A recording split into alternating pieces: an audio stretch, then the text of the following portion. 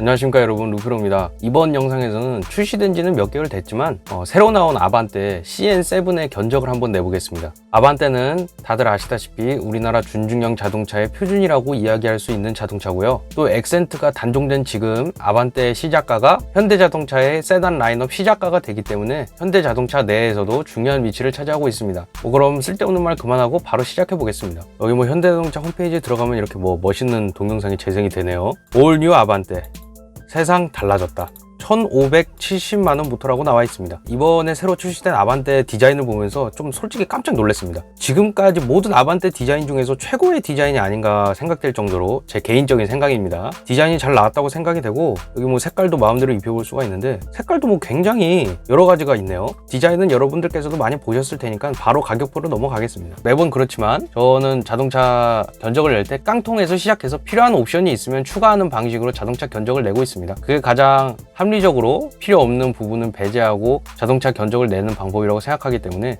저는 그렇다는 거고요. 자, 일단 한번 가보겠습니다. 깡통 라인업은 이 스마트에서 시작을 한번 해보겠습니다. 파워트레인 성능, 스마트 스트림 가솔린 1.6 엔진, 이거는 아반떼의 상징 같은 엔진이니까요. 1.6 엔진은 이건 그렇다 치고, 6단 수동 변속기, 1,570만원 깡통으로 자동차를 사게 되면 6단 수동 변속기가 딸려옵니다. 수동 변속기를 제가 그렇게 나쁘게 생각하는 건 아닌데, 현실적으로 시내 주행이 많다면 수동 변속기 많이 불편한 게 사실입니다. 일단은 이거 스마트 스트림 IVT 무단 변속기 오토미션, 요거 선택을 하겠습니다. 147만원이죠. 오토미션에는 크게 세 가지 종류가 있습니다. 첫 번째로 일반적으로 가장 많이 사용해왔던 토크 컨버터 방식의 오토미션이 있고요. 두 번째가 DCT 방식의 오토미션이 있습니다. 세 번째가 이제 CVT라고 얘기하는 무단 변속기인데, 이 IVT는 그 CVT 무단 변속기의 좀 개량형 이런 버전인 것 같아요. 아반떼 정도의 자동차에 이 IVT, 그러니까 무단 변속기가 들어가는 거는 합리적인 선택이라고 보여집니다. 제 생각에는요. 아반떼가 솔직히 말씀드리면 그렇게 고성능의 자동차도 아니고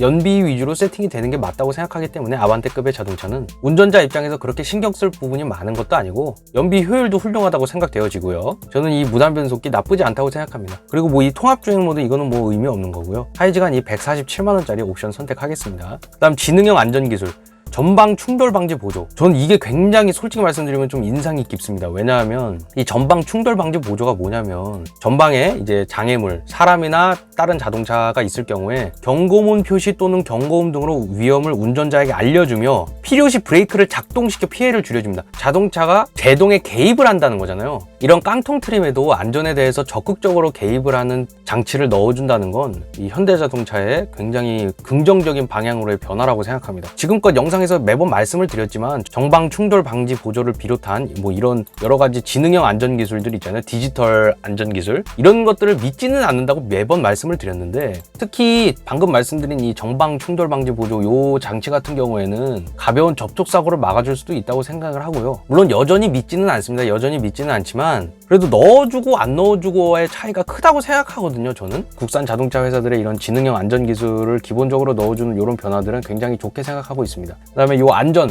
이 에어백 시스템도 마찬가지입니다. 현대자동차도 마찬가지고 기아자동차도 마찬가지고 에어백과 같은 안전에 관련된 장비들로 옵션 장난을 치는 경우는 거의 없거든요. 그래서 저는 이것도 굉장히 좋은 변화라고 생각하고 있습니다. 진심으로 그렇게 생각하고 있고요. 그다음에 여기 이 외관 요쪽이 약간 문제입니다. 다크 크롬 라디에이터 그릴, 요건 상관없고요. 프로젝션 헤드램프, 주간주행 등 쪽에는 LED라고 써놨지만 이 헤드램프 쪽에는 LED라는 말이 없는 걸 보니까 그냥 전구 방식인 것 같습니다. 근데 저는 전구 방식을 그렇게 나쁘게 생각하지는 않습니다. 가끔씩 나가서 교체해줘야 된다는 그 귀찮음만 뺀다면 그 전구가 반년에 한 번씩 나가고 이런 건 아니잖아요. 그거 가는데 시간 오래 걸리는 것도 아니고 그 전구 인터넷에서 그냥 싸게 사서 셀프로 갈면 됩니다. 문제는 이 15인치 스틸 휠 타이어랑 아웃사이드 미러입니다. 이 스틸 휠 타이어는 여러분께서도 아시다시피 좀 보기가 안 좋아요. 이게 물론 휠 카바를 제공을 하긴 하겠지만 이게 솔직히 말씀드리면 좀 싼 티가 많이 나긴 납니다. 이 아웃사이더 미러도 열선, 전동 조절, LED 방향 지시 등까지는 제공을 하는데 전동 접이가 없습니다. 사이드 미러를 손으로 접어야 돼요. 손으로 접어야 되는데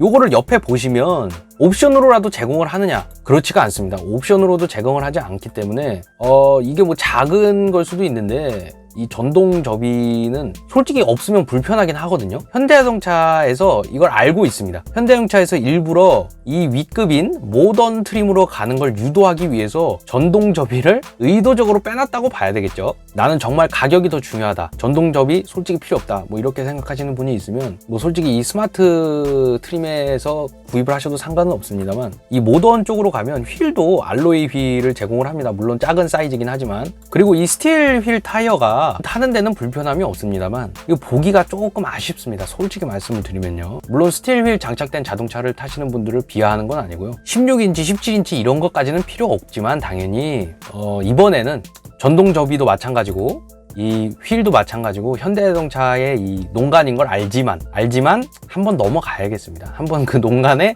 알면서도 넘어가야 될 것 같습니다. 죄송합니다. 그래서 이제 모던 트림으로 왔습니다. 그러면은 모던 트림은 1948만 원이네요. 그 다음에 외관은 15인치 알로이 휠 타이어, 요거를 제공을 한다는 겁니다. 물론 이것도 편평비가 조금 크긴 큽니다. 멍청해 보일 수 있는데 뭐 멍청해 보이면 조금 멍청해 보이는 대로 타면 되죠. 뭐 자동차가 멍청해 보이더라도 사람이 똑똑하면 되니까요. 그건 상관없다고 생각합니다. 그리고 아웃사이드 미러도 드디어 전동 접이를 제공합니다. 뭐 도어 포켓라이트 이런 거 필요 없는 거고요. 내장은 4.2인치 컬러 LCD 클러스터, 선바이저 겨울, 룸램프 이렇게 제공을 했었는데 거기에 가죽 스티어링 휠에 변속기 노브, 인조 가죽 도어 센터 트림, 선바이저 조명 이렇게 제공을 합니다. 그리고 시트도 직물 시트였는데 인조 가죽 시트와 앞좌석 열선 시트, 운전석 통풍 시트까지 제공을 하게 됩니다. 뭐 요 정도면 뭐 그다지 나쁘지 않은 딜이라고 생각합니다. 여태까지 제공한 것들만 보면요. 그리고 요 편의 쪽을 보면서 제가 조금 놀랐던 게 이 수동 미션이 달려있는 차량에도 크루즈 컨트롤을 달아주네요. 물론 그 크루즈 컨트롤 달아주는 게 뭐 이상한 건 아닙니다만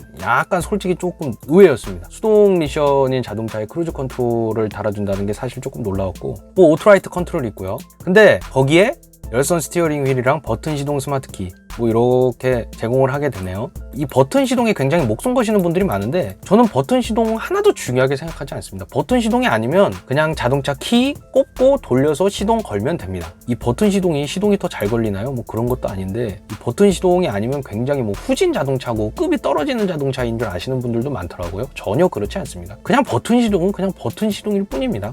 전혀 상관없고요. 그 다음에 이 선택 품목 한번 보겠습니다. 썬루프 44만 원. 저는 솔직히 말씀드리면 썬루프도 그다지 필요 없다고 생각합니다. 뭐 썬루프 솔직히 열 일 별로 없습니다. 제가 아버지 자동차를 운전할 기회가 많은데 아버지 자동차에도 썬루프가 있긴 있거든요. 파노라마는 아니지만. 근데 그 썬루프 1년에 한 2번 정도 여는 것 같습니다. 한 번 열 때마다 한 10분 정도. 전혀 이 썬루프 같은 건 중요하지 않다고 생각하고요. 그 다음에 하이패스 시스템.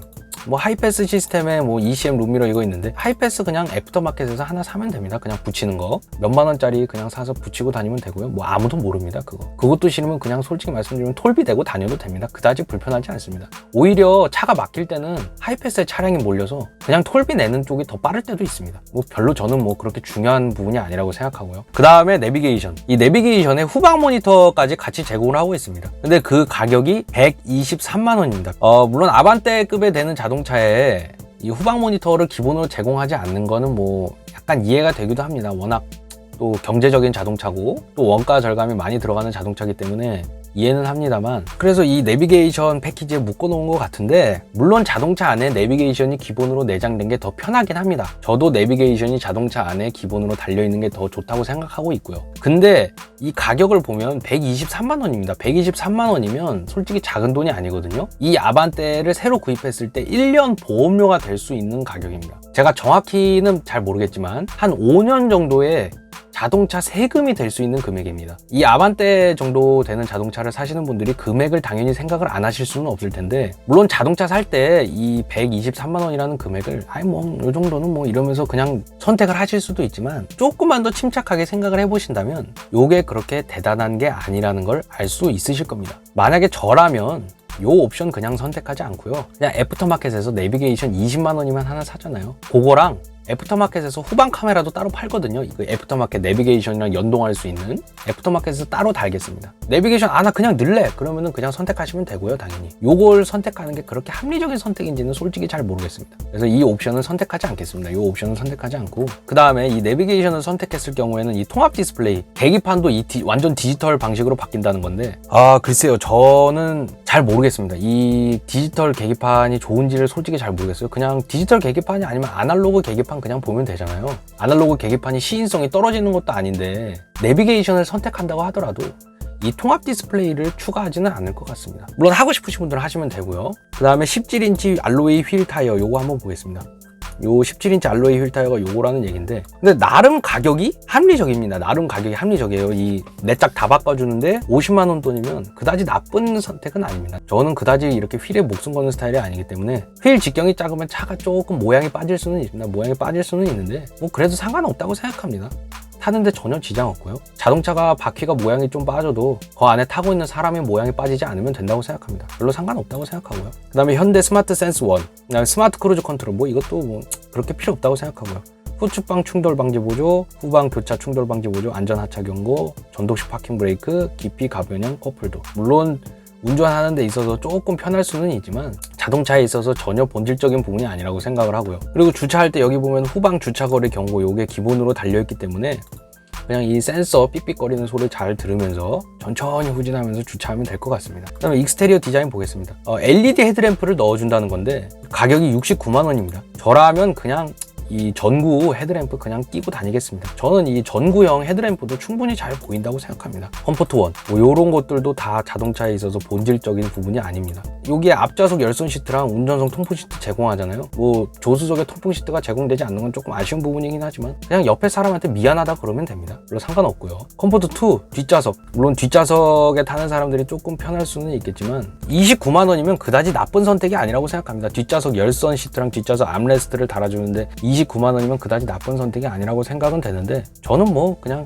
아반떼인데 최대한 경제적으로 차량을 구입하는 게 맞는 것 같고요. 저라면 선택하지 않겠습니다. 그냥 선택하지 않고 그냥 가겠습니다. 그 다음에 이 밑에 H 제뉴인 액세서리즈를 보면, 그러니까 애완동물을 위한 이런 귀여운 안전장비들을 제공을 하는데 이런 거 한번 생각해 볼 법도 합니다. 왜냐하면 저희 집도 강아지를 키우고 있기 때문에 나온 강아지가 엄청 귀엽네요. 이렇게 해서 저 루페로가 견적낸 아반떼 CN7의 최종 가격은 1948만 원입니다. 1948만 원이요. 여기 모던 트림에 옵션을 아무것도 선택을 하지 않은 가격이죠. 근데 이렇게 솔직히 말씀을 드리면 이 아반떼는 가격대가 낮은 차량이고 그렇기 때문에 좀 빠지는 부분이 많이 있을 수밖에 없습니다. 다른 옵션도 더 선택해도 되지 않느냐, 네가 말한 대로 가격 얼마 하지 않는데, 뭐 이렇게 생각하실 수도 있고, 너무 깡통으로 타는 거 아니냐, 뭐 이렇게 생각하실 수도 있는데, 이 아반떼를 구입하시는 분들은 물론 아닌 분들도 많겠지만 사회 초년생이 내 생애 첫 신차로 뽑는 경우도 많지 않을까 생각이 됩니다. 아까도 말씀드렸지만 이런 뭐 옵션들, 뭐 몇백만 원, 몇십만 원 하는 옵션들